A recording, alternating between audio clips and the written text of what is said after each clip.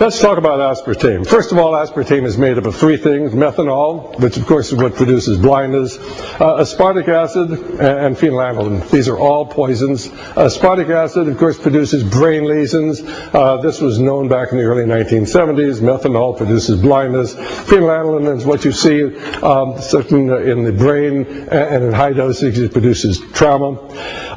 We have a number of excellent books, and there should be listed on your handout. Dr. Roberts' book, Aspartame Disease, An Ignored Epidemic, Dr. Blaylock, Excitotoxins, The Taste That Kills, our 4-tape set on aspartame, and the video, Sweet Misery. Now, what is the mnemonic?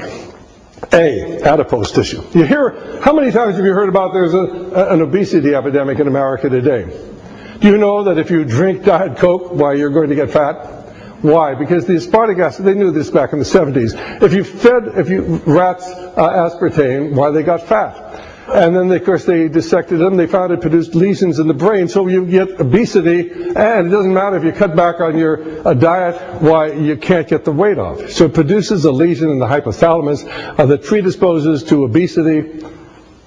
But nobody seems to know that in America today. And the more diet drinks you drink, the fatter you're going to get. Then, of course, S. A for adipose, S for sugar diabetes. Aspartame will create diabetes, it will complicate diabetes, it will produce juvenile diabetes, and it will lead to diabetic blindness. So this is all covered in Dr. Roberts' book. P, pregnancy. It'll actually prevent you from getting pregnant if you're a woman. The last thing you want to do is take it, and it will also lower testosterone levels. That's how you begin to sterilize the male. We have the articles that show it lowers the testosterone level.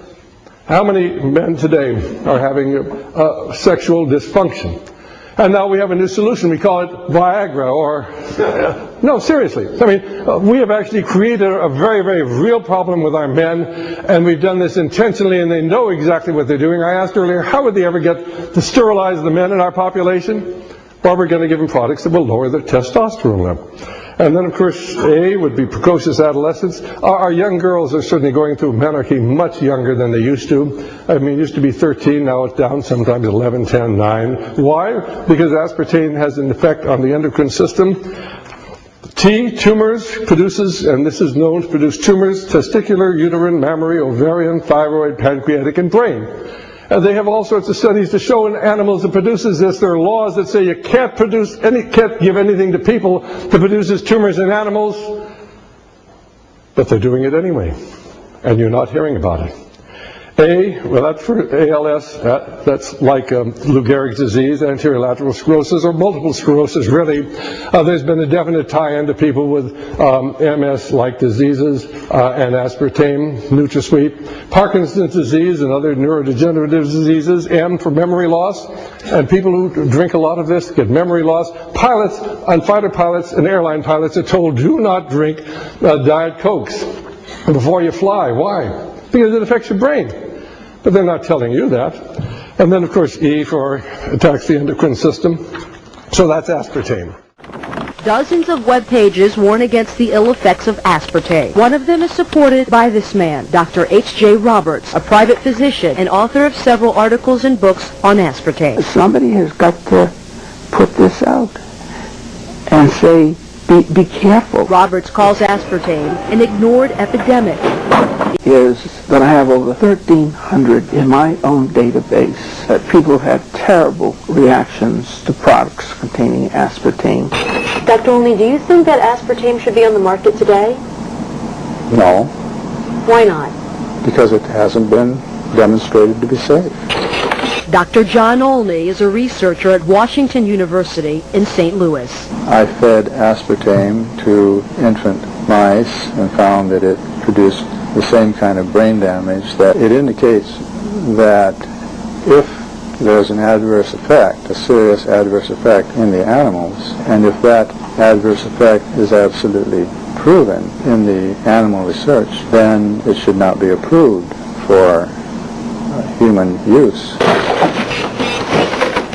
Dr. Olney took his findings to the Food and Drug Administration as Ceral, the company that developed aspartame, pushed to get the new sweetener to market. The FDA looked at the research and in 1975 put aspartame's approval on hold. It set up an independent panel of doctors to study aspartame. In 1980, that public board of inquiry unanimously ruled aspartame should not go on the market.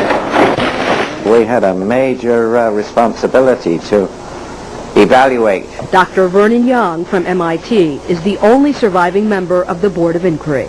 Our conclusion was that on the basis of the evidence presented at that time, we weren't able to assure ourselves of the safety of aspartame in that particular context, and that we advised the need for additional studies.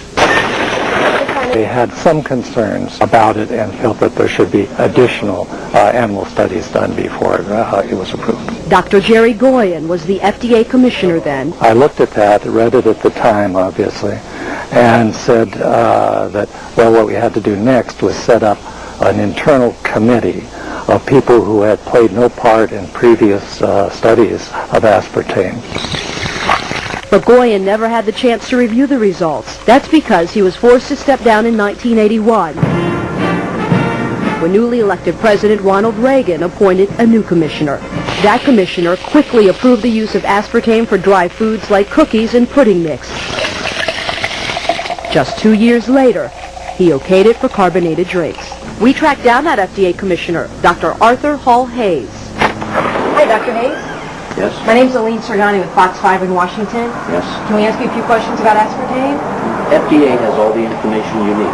Yes, but sir, you were the FDA commissioner when aspartame was approved, and so we'd like to ask you a few questions. No, I really have no comments. All the information is available to Food and Drug Administration. Sir, don't you think it's your responsibility as the FDA commissioner when aspartame was approved to answer some of our questions?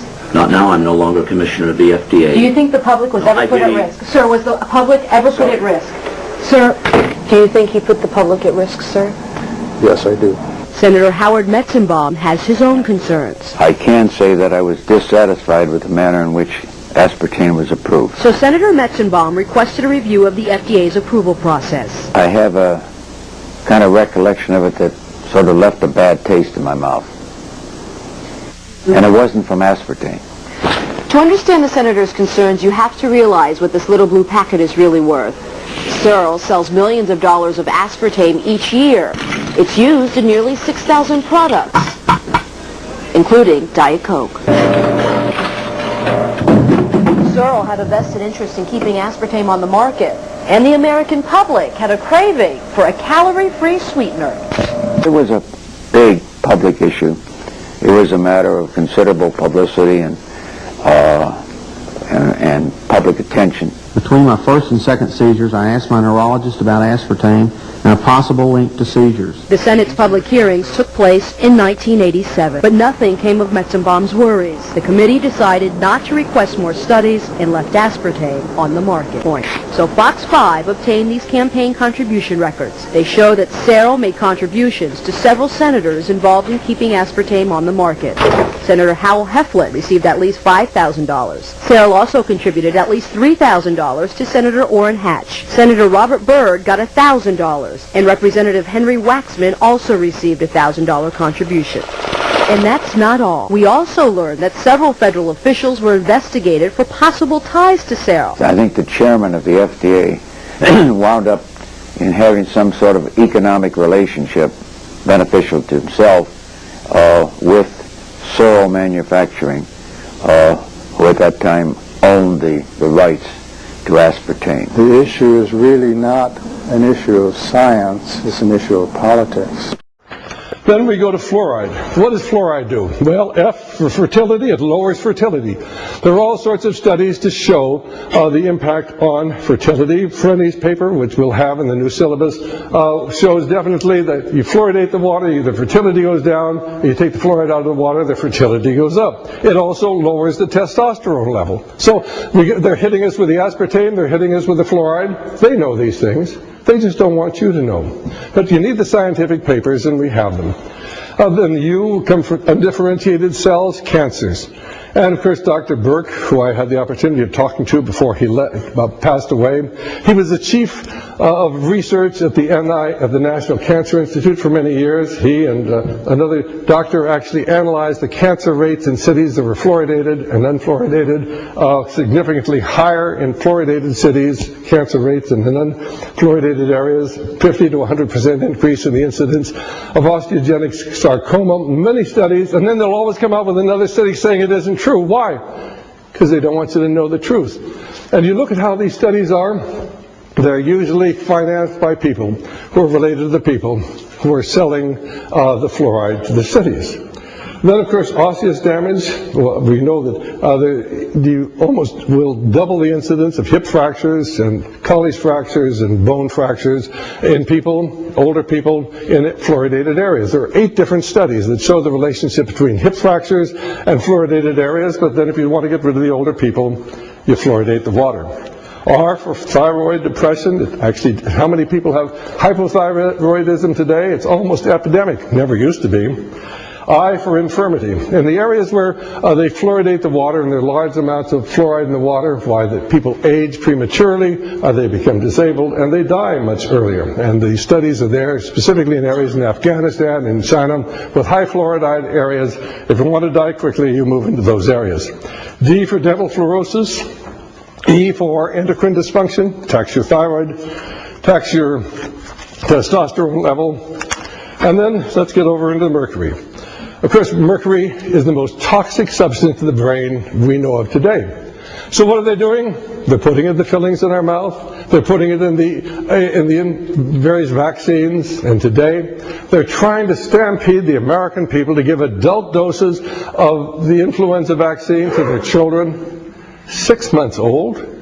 I mean, it's criminal activity. And we know what it does to the people over 65. If Dr. Fudenberg's work, what does it do to the brain of the infant? Well, there are evil people in the world today, ladies and gentlemen. When you understand that, everything makes sense. It creates endocrine dysfunction, it decreases pregnancy. And dental technicians who work with mercury have a much higher incidence of miscarriages. It produces autoimmune disease, that's R for rheumatoid-like diseases. It's probably related to Parkinson's disease and spinal cord disease, and probably related to cancers.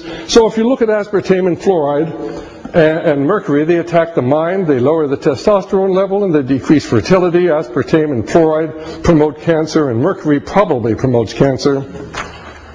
Abraham Lincoln, addressing the Lyceum in Springfield, Illinois, said this: "At what point should we expect the approach of danger? By what means should we fortify ourselves against it? Should we expect some transatlantic giant to step the ocean and crush us with a blow? Never. All the armies of Europe and Asia and Africa combined could never by force take a drink from the Ohio or make a mark on the Blue Ridge, not in a trial of 1,000 years.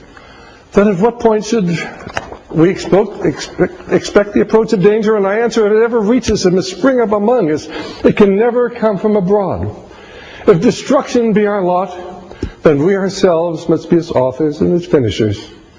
As a nation of free men, we shall live through all time or die by suicide." And as I said earlier, the media is controlled. Secondly, your lives and the lives of your children are endangered. Thirdly, someone's behind this. Those of you who saw the film earlier today, didn't show up very well on the screen. That's a picture of Madame Blavatsky. She was a theosophist. She was a Luciferian. If you've read my book, Brotherhood of Darkness, you'll find her quotations talking about how Satan, Lucifer are God. Her disciples included George Bernard Shaw, Margaret Sanger. Adolf Hitler kept a copy of her secret doctrine on his table every evening, and this is where he got the supernatural power that he used to control the people of Germany. His whole occult movement was built upon theosophy and the Thule Society and these occult movements. Until we understand we're involved in a spiritual battle being fought on a political and ideological battlefield, we really can't understand anything that is going on today. So let me conclude with one of my favorite quotations. "Back of all that foes had plotted, back at all that saints had planned, behind the schemes of men and demons is a higher hidden hand. Warp and woof our heaven created, every pattern good and wise, oft confusing in earthly standards, but good and wise in heavenly eyes. Though the cause of evil prospers, yet his truth alone is strong, though her portion be the scaffold, and upon the throne be wrong. But that scaffold sways the future, for in the dim unknown standeth God within the shadows, keeping watch above his own.